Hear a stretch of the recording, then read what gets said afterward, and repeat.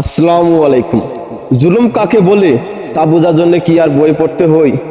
নেই বিচার চাইতে গেলে উল্টা হত্যাকাণ্ডের শিকার হতে হই। এমন দৃশ্য কোনো সভ্য রাষ্ট্র কল্পনা করা যায়?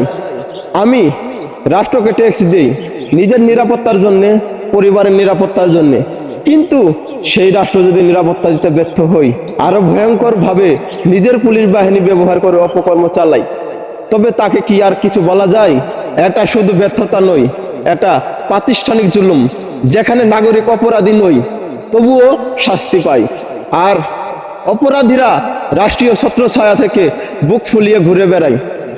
হাদির হত্যার বিচার নাই, আজকে জাবের গুলিবিদ্ধ, আর এদিকে ঝুমাকে বুট জুতা দিয়ে পারানো হয়েছে। এটা কেমন বিচার? নেই বিচার চাইতে গেলে আরো নিজেকেই গুলিবিদ্ধ হতে হই। এটা কেমন রাষ্ট্র, যে রাষ্ট্রের কোনো বাপ মাও নাই? রাষ্ট্রের যারা বাপ মাও সেজে আছে তারাই বড় অপরাধী আমার কাছে মনে হয়।